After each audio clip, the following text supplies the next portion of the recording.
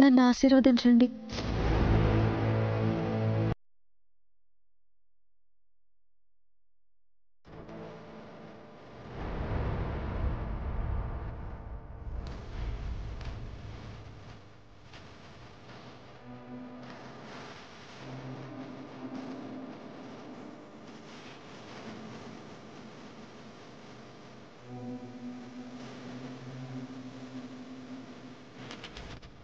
దీర్ఘాయుష్మాన్ భవ.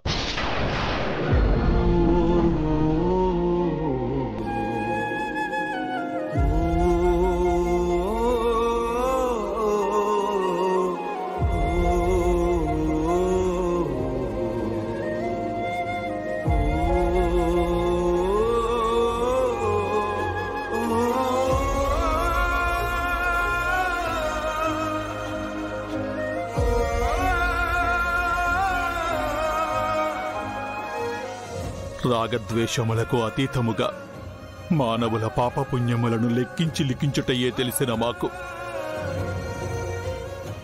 మానవ సంబంధాలలో మాధుర్యాన్ని రుచి చూపించి నీ సోదర బంధంతో మాకు రక్షాబంధమైతివి.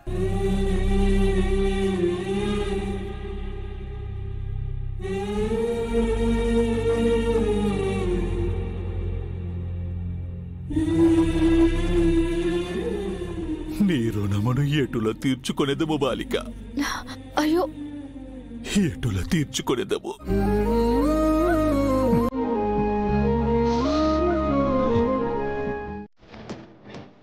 ఆగు, నన్నెందుకు వాళ్ళ దగ్గర తీసుకెళ్ళావు? మళ్ళీ ఎందుకు ఇక్కడికి తీసుకొచ్చావు? మన వాళ్ళు కదా, మనకే ఓటేస్తారనుకున్నా. హ్యాండ్ ఇచ్చారు, డిసప్పాయింట్ చేశారు. అమ్మా అంజు, నిన్ను చూస్తుంటే భయం వస్తుంది. నువ్వు పొలిటీషియన్లా మారిపోతున్నావు. మరీ ఇంతలా ఇన్వాల్వ్ అవ్వద్దే, డీప్గా వెళ్ళకు. ఒక్కసారి ఎలక్షన్లోకి దిగాక పొలిటీషియన్ లాగానే ఆలోచించాలి. నీ ఏజ్కి తగ్గట్టు మాట్లాడవే. టీవీలో పొలిటికల్ న్యూస్ చూసి బాగా నేర్చుకున్నావు. అమ్ము ఆకాష్లే నాకు ఓటు వేయను అన్నారు. ఇక వేరే వాళ్ళు వేస్తారో లేదో. ఎవ్వడు వేడు, నేను చెప్పాను కదా, వాడు ఓడిపోవడం ఖాయం. నేనే లీడర్ని. రే, మనం ముందనుకున్న ప్లాన్ ప్రకారం అంతా చేసేద్దాం. అన్ని ఓట్లు నాకే పడాలి. పదండి. ఫోన్ చేసి డబ్బులు అడుగుతున్నాడు. ఇంకెలా మాట్లాడమంటావు? నేనేమన్నా ఏటీఎంనా లేక బ్యాంక్ లాకర్నా? వాళ్ళు నిన్ను కనకపోయినా నీకు కావాల్సిందంతా ఇచ్చారు. కన్నబిడ్డలా చూసుకున్నారు. నువ్వు వాళ్ళకి డబ్బులు ఇవ్వకపోయినా పర్వాలేదు, కానీ మాటలతో ఇలా బాధ పెట్టడం కరెక్ట్ కాదు చిత్ర. అసలు ఇప్పుడు నువ్వెందుకు నా క్లాస్ పీకుతున్నావు? డబ్బులు రాగానే నీ తలకి కొమ్ములు మొలిచాయి. గర్వం, అహంకారం ఆ తలకెక్కాయి. అవి తగ్గించుకోకపోతే ఎక్కడి నుంచి వచ్చావో మళ్ళీ అక్కడికే వెళ్తావు. ఏంటి బెదిరిస్తున్నావా? నీ మంచి కోరి చెప్తున్నాను చిత్ర.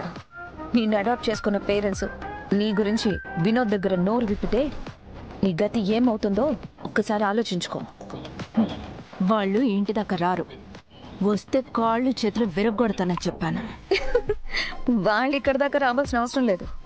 వినోదే వాళ్ళ దగ్గరకు వెళ్తే ఎందుకెళ్తారు? నీ టైం బ్యాడ్ అయినప్పుడు నువ్వు ఎక్స్పెక్ట్ చేయనివే జరుగుతాయి. అందుకే జాగ్రత్తగా ఉండమని చెప్తున్నాను. ఇప్పుడు నా టైం బాగుంది. నేను అనుకున్నదంతా జరుగుతుంది. నాకేం కాదు.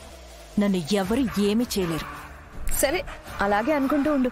అతి త్వరలోనే నువ్వు ఎదురు చూడని రీతిలో నీకు ఎదురు దెబ్బ తగులుతుంది. అప్పుడు తెలుస్తుంది నీకు నేనెందుకు చెప్పాను.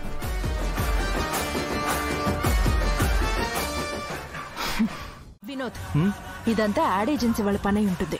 వాళ్ళకి కాల్ చేయి. ఎవయ్యా, రేపు షూటింగ్ కావాల్సిన ప్రాపర్టీ లిస్ట్ కావాలి కదయ్యా. ఆ డిపార్ట్మెంట్ నేను చెప్పాలిగా, త్వరగా తీసుకురా. Okay sir. హలో, చెప్పండి వినోద్ గారు. ఏంటండి, మా షాప్ ముందు చిత్ర ఫ్లెక్సీలు పెట్టకుండా ఎవరో ఫ్లెక్సీలు పెట్టారేంటి? ఆ రోజు యాడ్ షూట్ చేసింది ఆవిడతోనే కదా సార్.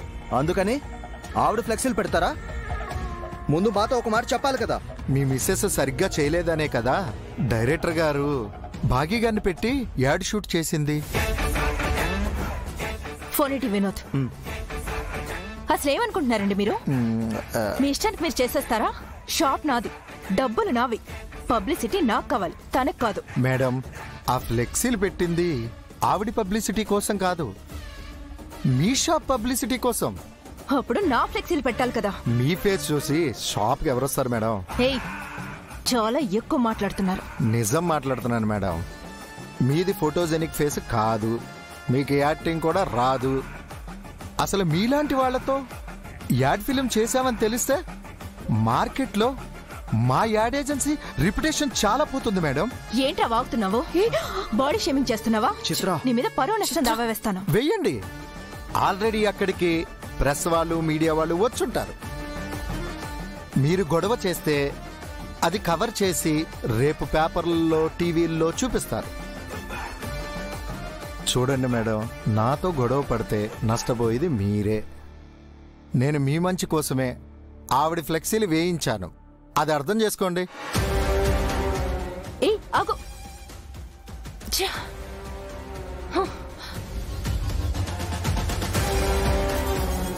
Madam, madam,